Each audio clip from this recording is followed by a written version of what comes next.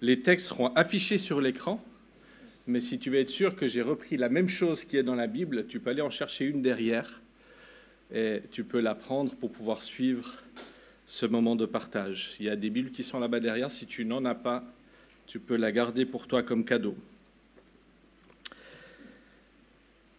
L'apôtre Paul, dans cette lettre, s'adresse à des chrétiens qui ont déjà eu part de la bonne nouvelle, mais qui ont besoin de rappel, tout comme moi, et peut-être tout comme vous ce matin. Et on va tout de suite aller dans le texte. Donc, ce sont les fruits de la justice obtenus par la foi.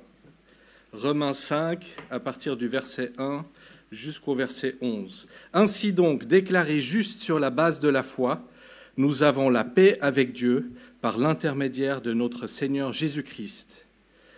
C'est aussi par son intermédiaire que nous avons accès par la foi à cette grâce, dans laquelle nous tenons ferme, et nous plaçons notre fierté dans l'espérance de prendre part à la gloire de Dieu.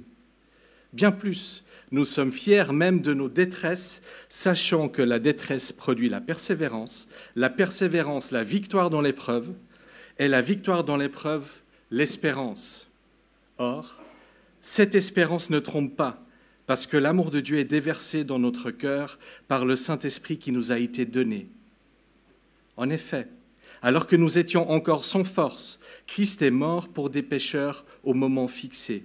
À peine mourrait-on pour un juste, peut-être accepterait-on de mourir pour quelqu'un de bien. Mais voici comment Dieu prouve son amour envers nous. Alors que nous étions encore des pécheurs, Christ est mort pour nous. Puisque nous sommes maintenant considérés comme justes grâce à son sang, nous serons à bien plus forte raison sauvés par lui de la colère de Dieu. En effet, si nous avons été réconciliés avec Dieu grâce à la mort de son Fils, lorsque nous étions ses ennemis, nous serons à bien plus forte raison sauvés par sa vie, maintenant que nous sommes réconciliés. Bien plus, nous plaçons notre fierté en Dieu, par notre Seigneur Jésus-Christ, par qui maintenant nous avons reçu la réconciliation. Jusqu'ici, la lecture de la parole de Dieu. Vous avez vu au départ, il est écrit « Ainsi donc, déclaré juste ». Mais pourquoi est-ce qu'on doit être déclaré juste? Et si on recule un peu dans Romains 3, 23, il est écrit « Ceci, car tous ont péché et sont privés de la gloire de Dieu ».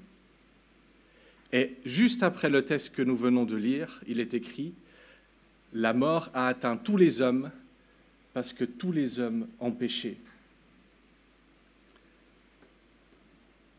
La Bible nous dit également que le salaire du péché, c'est quoi?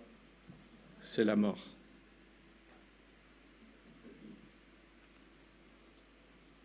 Ce matin, en parcourant ce texte, on va, peut-être pour certains d'entre vous, découvrir ou redécouvrir les bienfaits d'être au bénéfice de la justice de Dieu.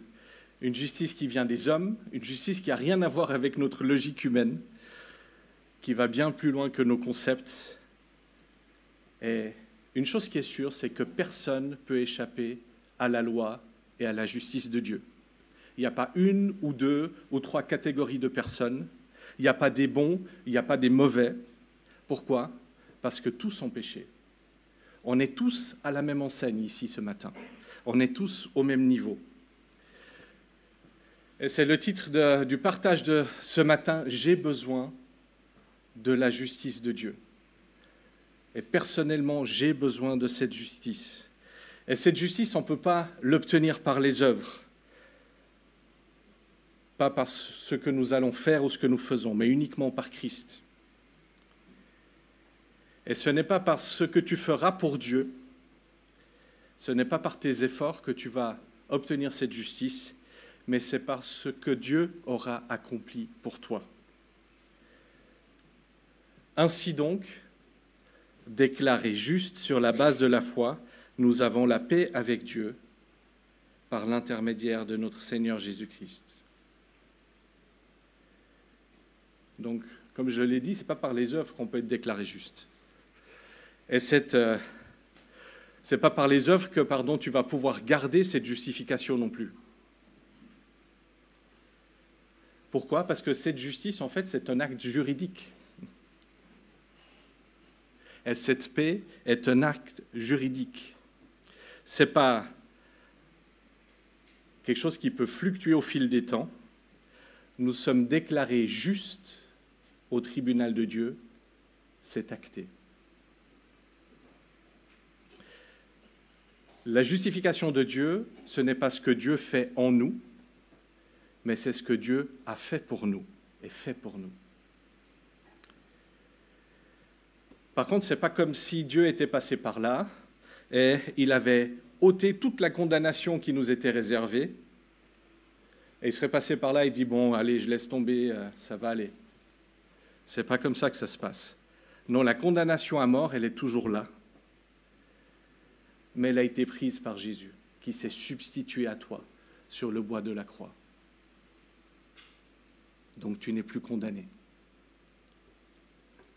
Colossiens 2, 13 à 14 dit ceci.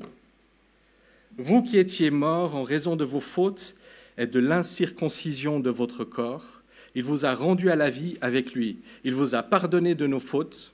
Il nous a pardonné de nos fautes. Il a effacé l'acte rédigé contre nous qui nous condamnait par ses prescriptions et il l'a annulé en le clouant à la croix. »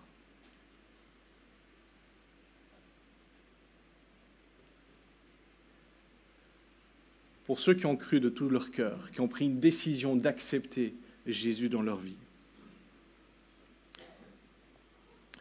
Ton statut a changé. Tu n'es plus coupable, condamné. Tu es un coupable qui a été gracié. Un coupable gracié.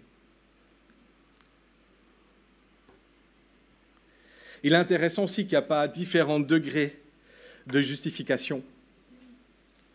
Il n'y a pas des chrétiens plus ou moins justifiés que d'autres. Tu ne peux pas être justifié à moitié. Ce n'est de nouveau pas notre injustice qui a été ôtée de notre dossier. C'est la justice totale de Dieu qui est venue couvrir toute notre injustice par le sacrifice de Jésus-Christ. C'est pour cela qu'on pourrait dire qu'on n'est pas sauvé par notre foi.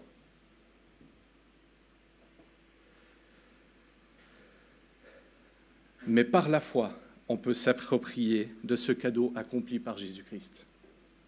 Si c'était par notre foi, et si c'était par ma foi que j'étais sauvé, je pense qu'un jour je serais sauvé à 100%, et il y a des jours où je serais sauvé à 20%, et il y a des jours où je serais sauvé à 80%, parce que nous avons des doutes dans nos vies. Et nous traversons des épreuves dans nos vies.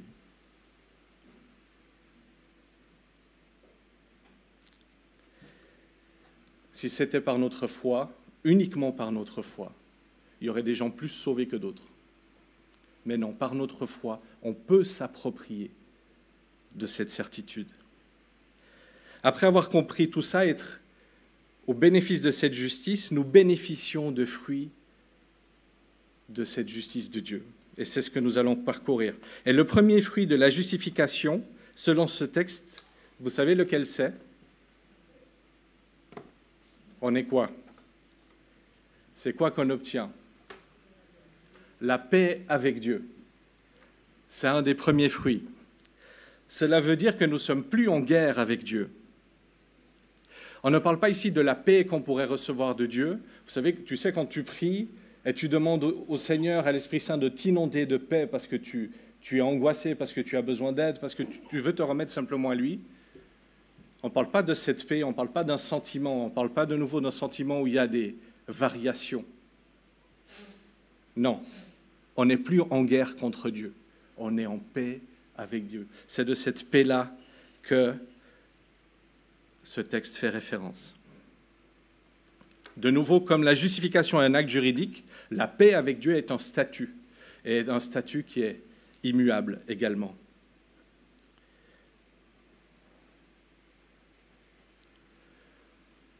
Si tu ne connais pas encore le Seigneur, tu es une créature de Dieu, mais aujourd'hui tu es ennemi de Dieu parce que tu ne t'es pas approché de lui.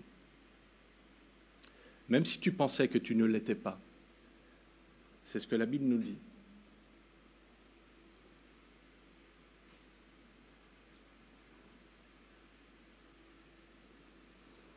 Par contre, Jésus a pris ta mort, ta séparation avec Dieu sur le bois de la croix. Et on peut avoir accès à cette paix, comme ça, en se tournant vers lui. C'est le premier fruit, c'est la paix de Dieu. Ensuite, il y a un deuxième fruit. Vous savez lequel est? Lequel est ce deuxième fruit? Je vais juste revenir derrière. On a accès à quoi? À la grâce, exactement.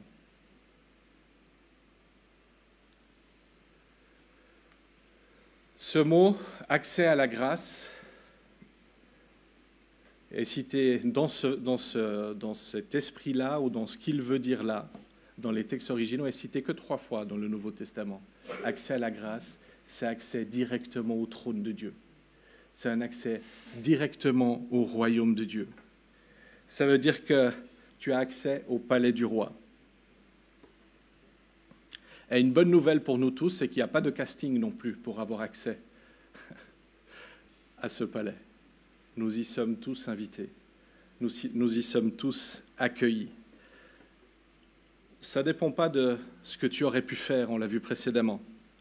Ça ne dépend pas de qui tu es aujourd'hui. Ça ne dépend pas de ta situation aujourd'hui. Ça ne dépend pas que tu sois quelqu'un de extrêmement bon ou extrêmement mauvais dans ce que tu aurais fait. Pourquoi? Parce que tout passe par ce que Jésus a accompli sur la croix. Et dès aujourd'hui, tu peux être accueilli comme fille ou fils de Dieu. Et si tu l'as accepté, ce n'est pas comme, c'est que tu l'es réellement. Et pourquoi on parle de cet accès? Pourquoi c'est un fruit? Pourquoi c'est quelque chose d'exceptionnel? Parce qu'avant que Jésus soit mort pour toi, il fallait passer par des prêtres, par des sacrificateurs, dans des lieux précis, à des périodes précises, pour pouvoir avoir accès à Dieu. Et aujourd'hui, tu n'as plus besoin de ça. Depuis le sacrifice de Jésus, vous savez, ce qui s'est passé juste après la crucifixion, quelque chose de symbolique et d'extrêmement puissant, c'était le voile du temple à Jérusalem qui a été déchiré de haut en bas. Un voile qui était énorme. C'est quelque chose d'historique, ce n'est pas juste quelque chose d'une fable qui serait je ne sais pas où. Un tissu hyper épais qui s'est déchiré de haut en bas pour nous dire, c'est bon, vous avez accès à moi à n'importe quel moment. Dieu n'habite pas dans des bâtiments faits d'hommes. Tu peux avoir accès au Seigneur ici, mais tu peux avoir accès au Seigneur chez toi, au travail, dans ta voiture. Si c'est dans ta voiture, ne ferme pas les yeux. Dans les moments pénibles, dans les moments de joie, tu peux avoir accès à Dieu à n'importe quel moment. Tu peux lui parler. Tu peux lui dire ce que tu ressens.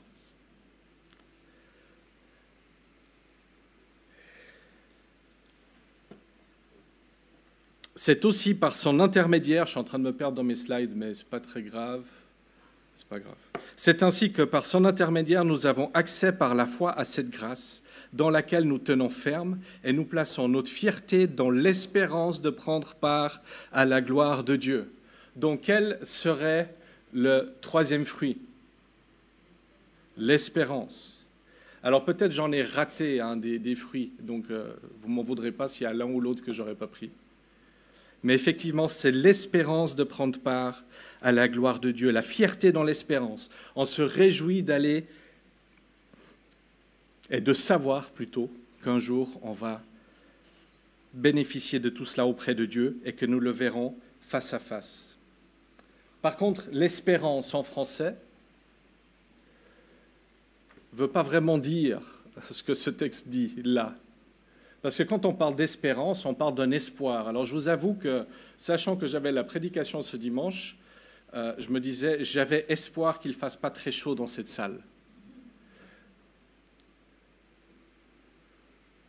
En voyant la météo, j'ai pu me dire, il ne va pas faire très chaud. J'ai espoir qu'il ne fasse pas très chaud, mais ce n'est pas quelque chose de certain.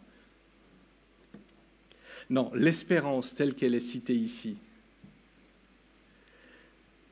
fait appel à une certitude que nous allons prendre part à la gloire de Dieu. Ce n'est pas quelque chose qu'on espère, c'est quelque chose dont on est sûr que cela va arriver. Et je vous donne 2 exemples, parce que c'est souvent dans ces moments-là où on voit la certitude, cette espérance certaine de voir le Seigneur face à face. La dernière fois que j'ai vu ma grand-maman paternelle, avec qui j'avais un lien particulier, c'était il y a longtemps, 24 ans je crois. On savait tous les deux que c'était la dernière fois. Parce qu'elle était mourante, ou du moins en fin de vie. Je crois qu'elle est décédée la semaine suivante ou quelque chose comme ça. En partant, qu'est-ce qu'on a fait? On ne s'est pas dit adieu. On s'est dit au revoir. Pourquoi?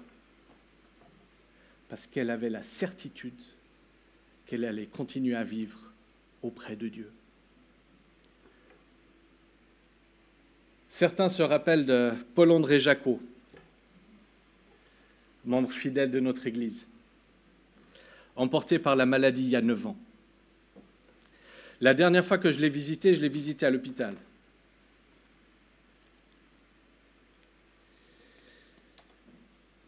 Aux hôpitaux universitaires de Genève.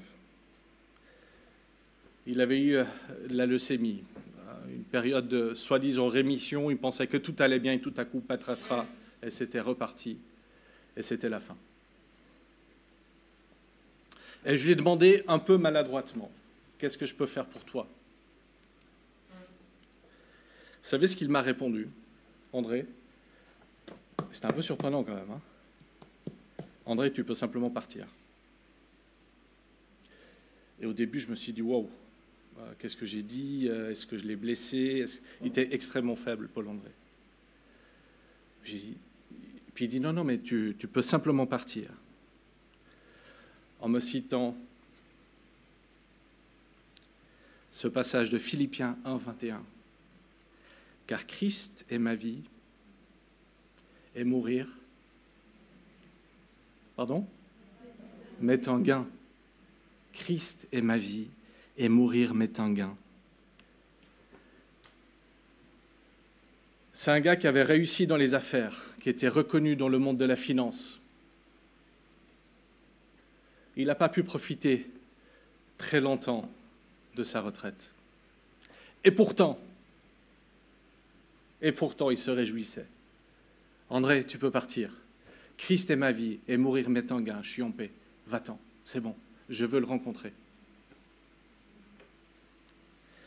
Plus de pleurs, plus de peine, plus de douleur, plus de souffrance, plus de doute, plus d'injustice, plus de soucis financiers, plus de maladies. Juste la présence de Dieu dans un lieu merveilleux. Je ne dis pas qu'on ne doit pas prier pour la guérison, mais parfois je me pose vraiment la question. Pourquoi est-ce qu'on s'accroche tellement fort ici-bas? Pourquoi, des fois, on se dit, c'est avec une grande tristesse qu'on vous annonce que, par exemple, Paul-André nous a quittés. Oui, on est triste de la séparation, mais purée, c'est tellement bien pour lui. Réjouissons-nous pour lui.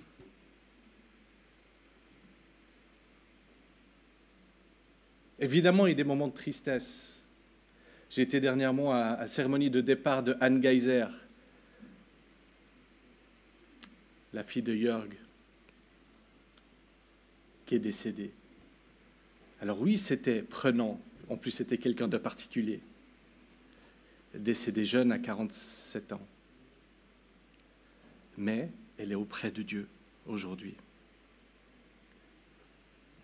Ce n'est pas un drame lorsque quelqu'un qui appartient au Seigneur part auprès de Dieu.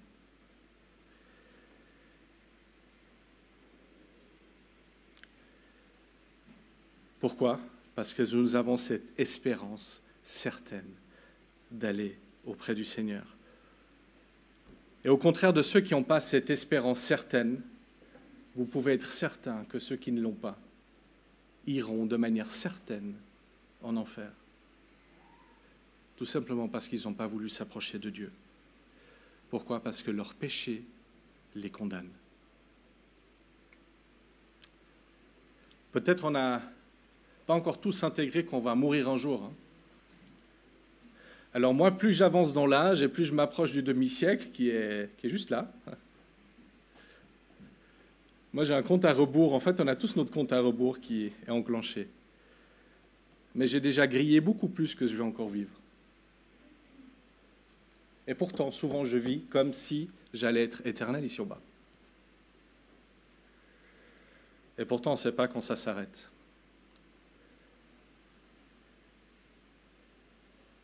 Parfois, ça s'arrête très tôt. Le petit Julien, dans notre village. Il avait quoi, Sarah, 9 ans? Par la hauteur, 9 ans. Parfois, ça s'arrête beaucoup plus tard. Beaucoup plus tard. On ne sait pas où on en est.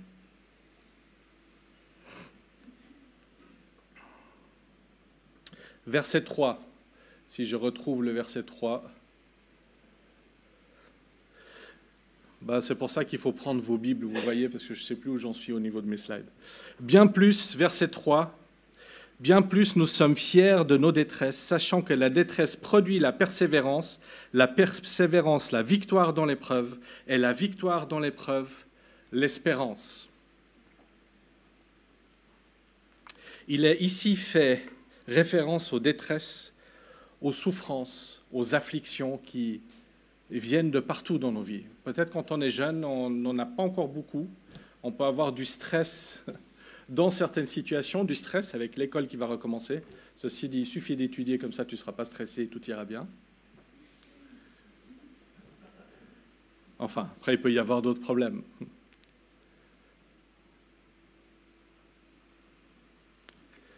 On peut avoir des détresses qui sont beaucoup plus compliquées que ça. Ça peut venir de persécution, ça peut venir de guerre. On a des amis ici qui ont dû fuir leur pays à cause de la guerre.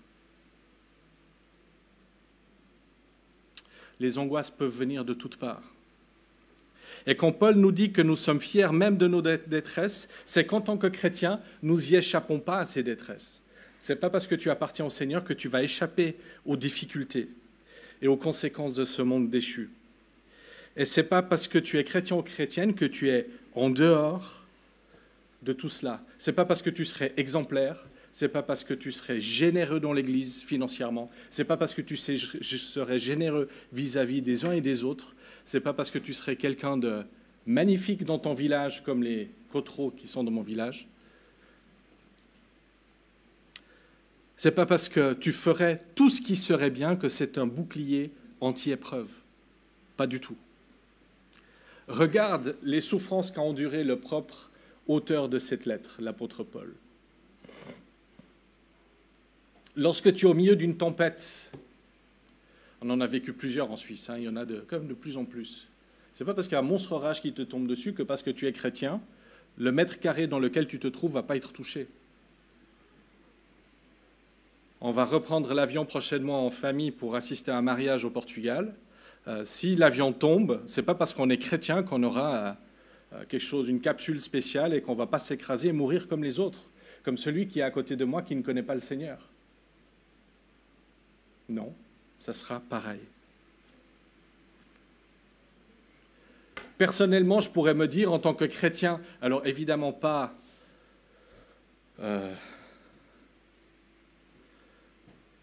exemplaire. J'ai quand même attrapé le Covid 4 fois, dont une fois où je me suis dit peut-être, si ça continue, je veux rejoindre le Seigneur beaucoup plus vite que prévu.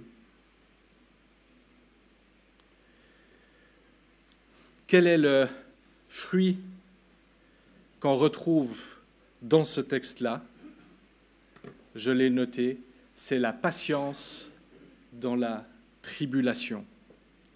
C'est la manière comme nous affrontons les tribulations. En tant que chrétien, quand on affronte une tribulation, on sait tout premièrement que nous sommes en paix avec Dieu, que nous avons accès à sa présence en n'importe quel lieu. Nous ne sommes pas seuls dans notre galère. Nous avons aussi une espérance certaine d'une gloire future. On a une espérance certaine que ce qui est en train de se passer là, ça va s'arrêter à un moment donné. Et si ce n'est pas par la guérison, c'est simplement parce que je vais rejoindre le Seigneur. On a aussi la certitude que dans les épreuves, ce n'est pas le Seigneur qui veut nous faire du mal. Ce n'est pas le Seigneur qui veut nous punir.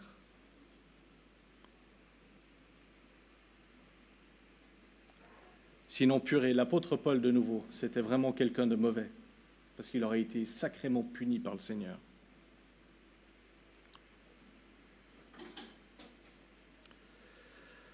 On peut se réjouir, au contraire de ceux qui ne connaissent pas le Seigneur, des épreuves pour ce qu'elles pourront produire dans nos vies.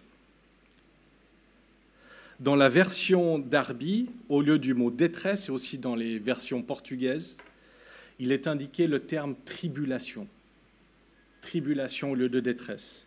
Dans les racines se trouve dans le latin. Et tribulation vient du nom tribulum. Ça ne vous dit rien, hein? C'est normal. Moi, ça m'a pas, je ne connaissais pas cet outil jusqu'il y a peu. Et vous savez ce qu'est un tribulum? Là, vous voyez une image de cette pièce ici, qui est utilisée en Espagne dans les années 60, et c'est encore un instrument qui est utilisé en Syrie, en Tunisie et encore dans quelques pays. Et comment ça fonctionne? Vous voyez ici, c'est un traîneau en bois dans lequel ont été insérés méticuleusement des cailloux tranchants ou du métal, des lames en pierre taillée ou des lames en métal qui, passant sur les céréales séchées, séparent les grains de leur enveloppe, séparent le grain de la balle, par exemple pour certains types de céréales. L'objectif étant, évidemment, de récupérer les grains. Et il y a des moments où Dieu fait passer sur nous des épreuves qui ressemblent à ça, comme une espèce de rouleau compresseur qui nous vient dessus. Et souvent, vous savez ce qui ressort? Pratiquement toujours. C'est le beau grain qui aura été mis de côté, qui aura été poli, qui est prêt et qui est beau. La persévérance dans le... je reviens juste au verset avant. Romains 5, le verset 3. Bien plus, nous sommes fiers de nos détresses, sachant que la détresse produit la persévérance, la victoire dans l'épreuve, et la victoire dans l'épreuve, l'espérance. Et le mot persévérance aussi là, si on le prend uniquement en français, il n'a pas toute sa dimension. Dans le grec, il a une signification extraordinaire, c'est la patience et c'est rester constant dans la foi, même au milieu des tribulations.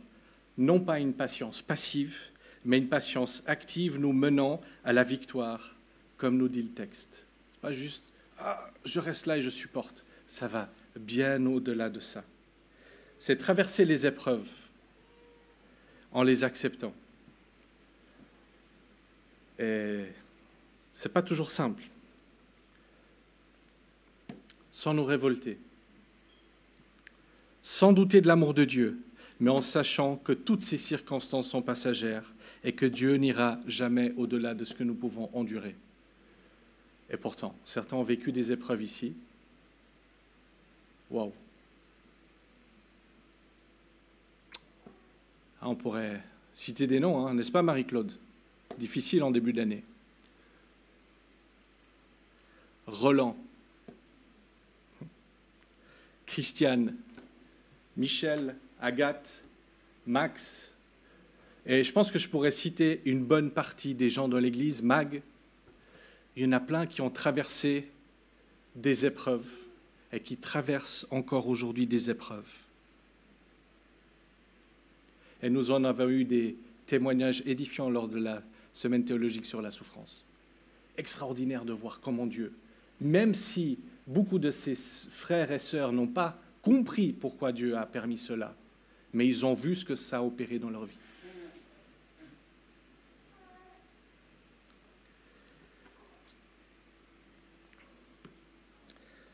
C'est dans les moments de souffrance que Dieu se révèle le plus profondément dans nos vies. Et tu veux savoir pourquoi? Certainement tu le sais. Parce que quand tout va bien, On va peut-être se rappeler de louer le Seigneur, de le remercier, de lire un peu sa parole. Mais quand ça va mal, waouh, là on croche, là on cherche et on veut être en contact avec lui. Et encore un fruit que nous trouvons dans ces moments et que nous verrons encore après, c'est la présence du Saint-Esprit. Et dans les moments de souffrance, on ne cherche pas des expériences spirituelles.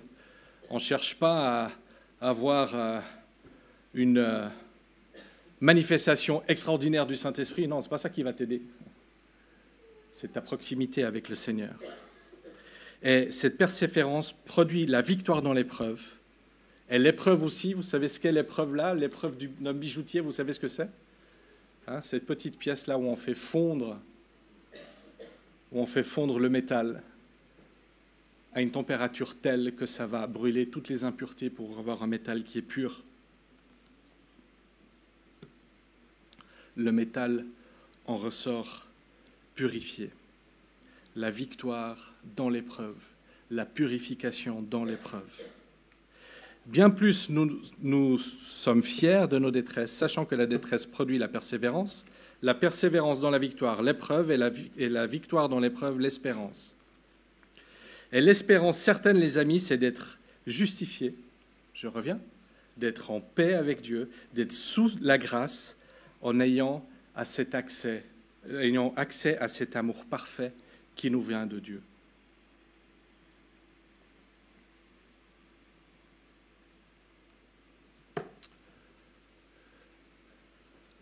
Verset 5, « Or, cette espérance ne trompe pas, parce que l'amour de Dieu est déversé dans notre cœur par le Saint-Esprit qui nous a été donné. » Voilà encore un fruit qui a été donné par le Seigneur, le Saint-Esprit. Je vais vous raconter une petite histoire. C'est pour ça que vous avez ce slide-là en face de vous. Vous qui avez été à Isenflug et qui connaissez un peu les lieux, vous avez déjà fait plein de balades et souvent vous avez des ponts qui vous servent à quoi? À traverser, et dessous, souvent on retrouve un torrent. Et tout en bas de la vallée, quand vous venez en voiture, vous avez vu ce torrent-là, la Lučin qui longe toute la vallée.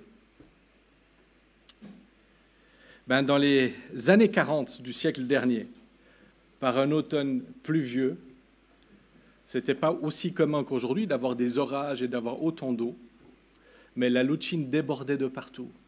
Et elle débordait tellement que le bruit s'entendait jusqu'au chalet à Isenflug, 400 mètres plus haut. On entendait le grondement de cette petite rivière quand il n'y a pas beaucoup de débit. D'où les paroles de ce chant-là qui est affiché, c'est « Torrent d'amour jaillissant toujours ». Un cantique qui a été composé par H.E. Alexander, le fondateur de l'Action biblique. Ça lui a fait penser, ce torrent, cette puissance, ce débit qui était monstrueux, lui a fait penser à l'amour de Dieu déversé dans nos cœurs par le Saint-Esprit. Ces torrents d'amour jaillissant toujours des plaies de mon Sauveur, et chaque strophe se termine en disant « Emporte-les, torrents d'amour jaillissant toujours des plaies de mon Sauveur, emporte-les dans tes flots, etc. »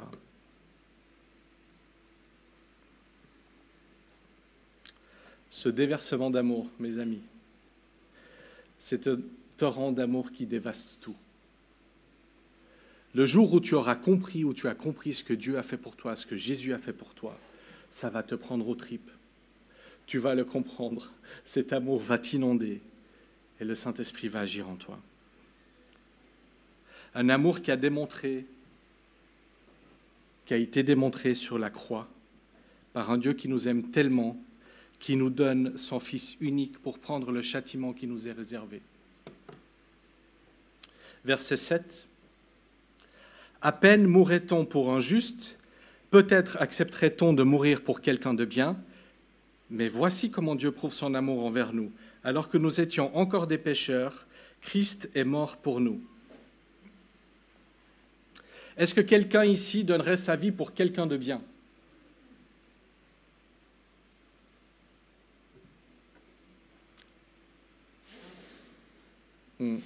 Comme diraient les Suisses allemands, Jein.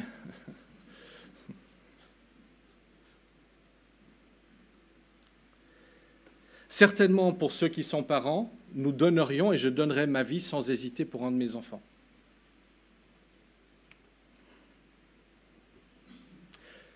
Mais est-ce que tu donnerais un de tes enfants pour la vie de quelqu'un d'autre?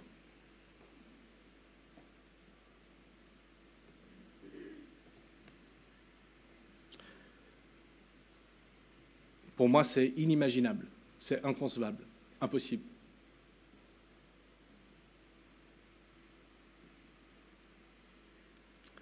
L'amour de Dieu, c'est ça.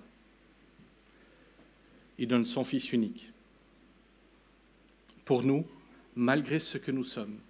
Et si tu as ta Bible ouverte devant toi, tu peux voir qu'au verset 6, il est marqué que nous étions faibles et sans force. Ou si dans ce verset 6, il est marqué que nous, selon les traductions, que nous sommes impies. Au verset 8, c'est marqué que nous sommes pécheurs. Au verset 10, c'est marqué que nous sommes ennemis de Dieu. Malgré ça, il donne son Fils.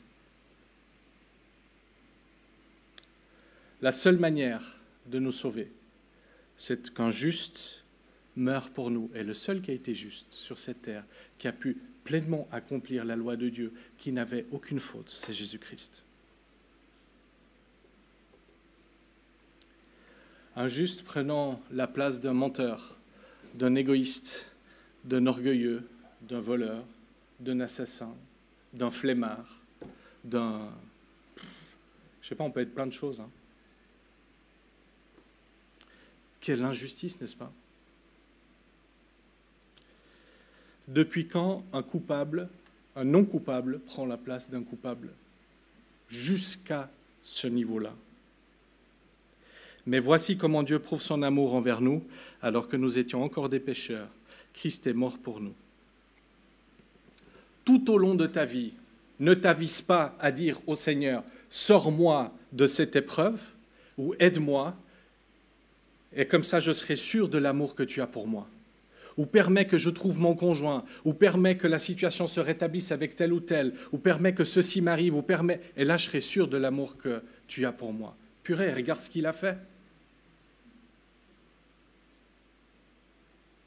Pas besoin d'autres preuves. Tout a été accompli. Il n'y a rien de plus grand que donner sa vie. Verset 9. Puisque nous sommes maintenant considérés comme justes grâce à son sang, nous serons à bien plus forte raison sauvés par lui de la colère de Dieu.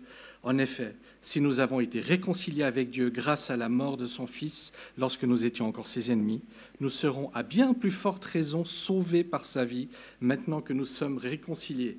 Bien plus, nous plaçons notre fierté en Dieu par notre Seigneur Jésus-Christ, par qui maintenant nous avons reçu la réconciliation. Il y aurait certainement d'autres fruits encore à extraire de ce texte-là. Mais le dernier que je voulais partager avec vous, c'est la réconciliation. Nous sommes dorénavant considérés justes, de manière sûre, et celui qui croit ne sera plus jugé, ne sera plus condamné. Et cette justification n'est pas une raison pour avoir une vie dissolue. Plus loin dans le texte de Romains 5, 20, il est écrit là où le péché s'est multiplié, où le péché a abondé, la grâce a surabondé. Et on pourrait se dire, bon, voilà, tout a été accompli, ça va aller. C'est pas grave. Et Jean a parlé de cet habit dans sa prière. Et quand un enfant commence à marcher, il tombe, il se relève, il tombe, il se relève, il se salit. À la fin de la journée, il faut passer les habits à la machine à laver, ou du moins dans la semaine. Et c'est bon, peut-être un peu détachant suivant quoi. Mais n'oublions pas que lorsque nous tombons, ce qui nous lave,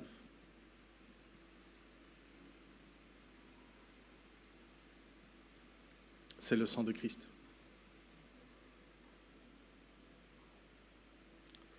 c'est le sang du Maître, celui qui est mort pour toi dans d'horribles souffrances, et pas uniquement physiques, horribles souffrances aussi spirituelles, la séparation d'avec le Père. Oui, Christ est mort pour nous, il a vaincu la mort par sa résurrection. Et aujourd'hui, il fait quoi? Il intercède pour nous, là-haut. Il se soucie de nous, il prend soin de nous. Il intercède pour nous, il prie pour nous. C'est aussi ce que nous allons faire en tant qu'Église demain soir à 19h30. Et je vous invite vraiment à y être présent pour intercéder, pour prier, pour le remercier. Demain soir, ici à 19h30.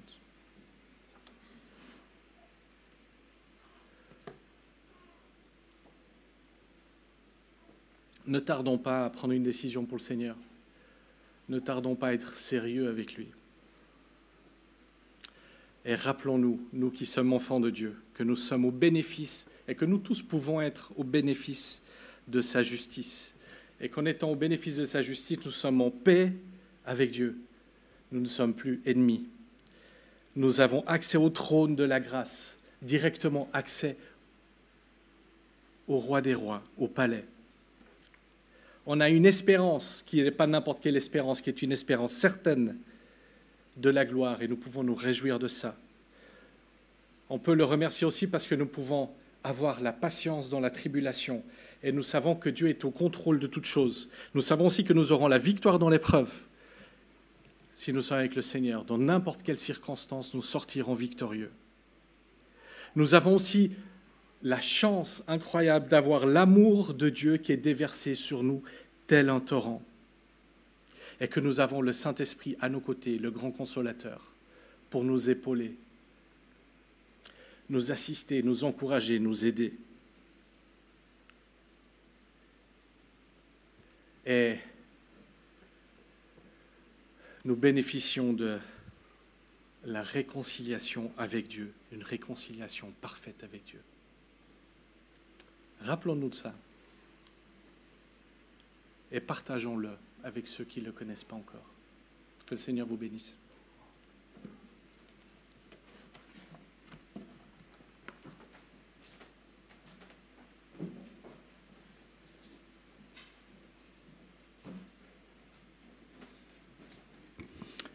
Merci André, et Dieu soit béni pour sa parole. Je vous invite à vous lever et chanter un cantique ensemble qui nous rappelle quelle est cette foi qui nous procure cette justification.